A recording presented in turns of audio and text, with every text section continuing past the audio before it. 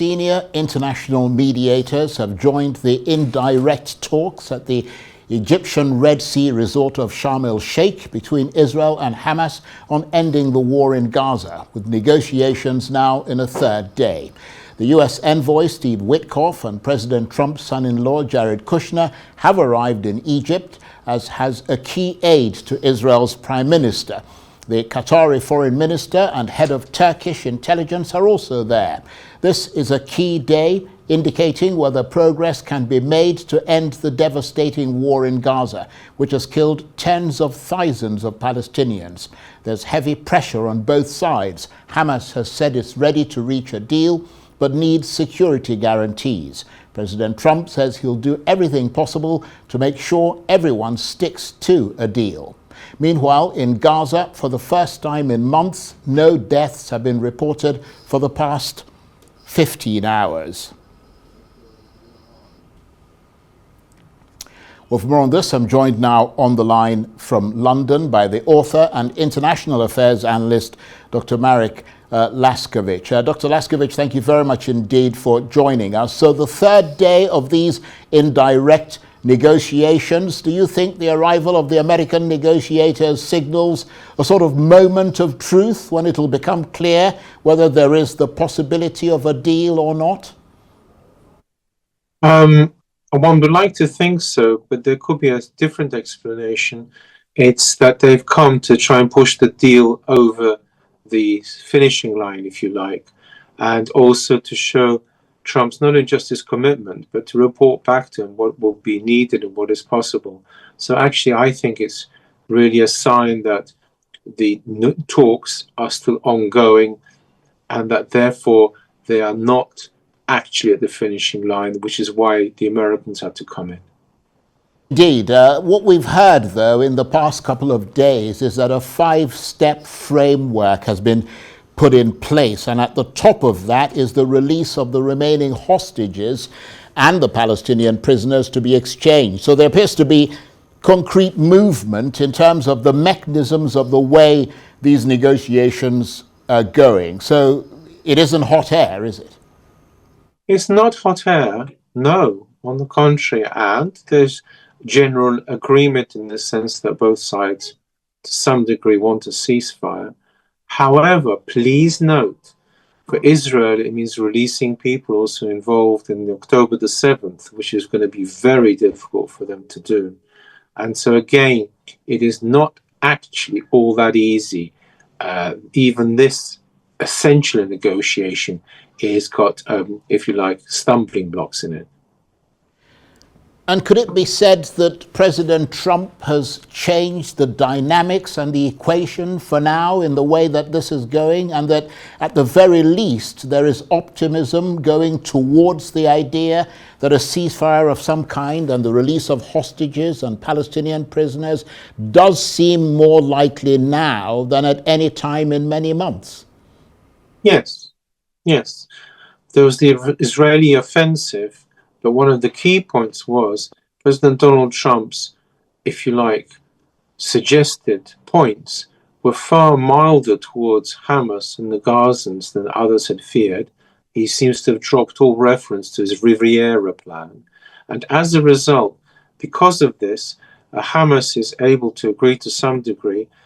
For Netanyahu, there is, of course, a difficulty because the plan goes much further towards a Palestinian second state, if you like, there, which then he would like. And the withdrawal of the IDF should be much faster than Netanyahu would like. And so, therefore, this is the key point. He made, if you like, President Donald Trump, the extra mile for peace, which is important. And yes, this is partly owing to his initiative. But the sticking points that we've been talking about, I mean, you and I have talked about this many times for months, are still there. But do they seem to be being engaged with in a more serious and committed manner? I think we'll find rather that there is a possibility of a short-term ceasefire, a medium-term, but the long-term one of a Palestinian second state, two sides as far apart as ever. However, at the very least, it's on the table that there is such a discussion. And so I think we can see that some sort of deal will be reached in part, not everything to Hamas's or Israel's liking. On the other hand, it will be there, and having talked, hopefully they can talk about the rest as well. So therefore, yes, one can certainly hope that a peace agreement will be struck, or for at least the short and medium term. Because, of course, I mean, the Hamas leadership has continued to change as they've been assassinated one by the Israelis, keeping in mind that the chief of the Hamas negotiating team, who is in Sharm el-Sheikh at the moment, survived an assassination attempt in Qatar just 3 weeks ago. I mean, do you think that they now seem far more minded to go for a deal? They are certainly prepared to go for a deal because President Donald Trump has made the deal pleasanter. That is the key point. Another aspect about the assassinations, it also should be added that Israel has carried on bombing Gaza throughout all these negotiations, quite pointlessly. And the problem is it just adds to bad will, but the Hamas has credibly stayed and tried to carry on talking, and that therefore, although there have indeed been changes in personnel, owing to the assassinations, the Hamas's negotiating stance is still as, if you like, as strong and thought out as ever, which is a tribute to them as an organization in the sense that they'll be able to cope with this.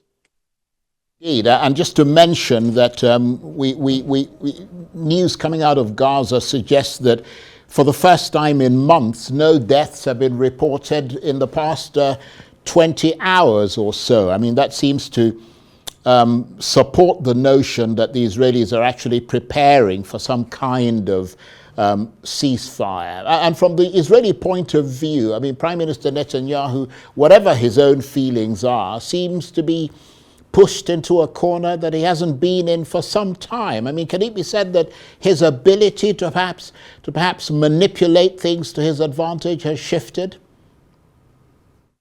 Yes, there are 2 points to be made here. First of all, yeah, they stopped bombing for a few hours, which is something in its own right, it must be said. The question is, was America behind this? And one suspects yes. One suspects that President Donald Trump scenting the possibility of a deal has pressurized Netanyahu. And therefore, not only has this been a pleasant aspect of it, but secondly, the other aspect is that Netanyahu, yes, the deal is not to his liking. And so you're quite right in saying that he is, if you like, not in as good a position as he had hoped to be.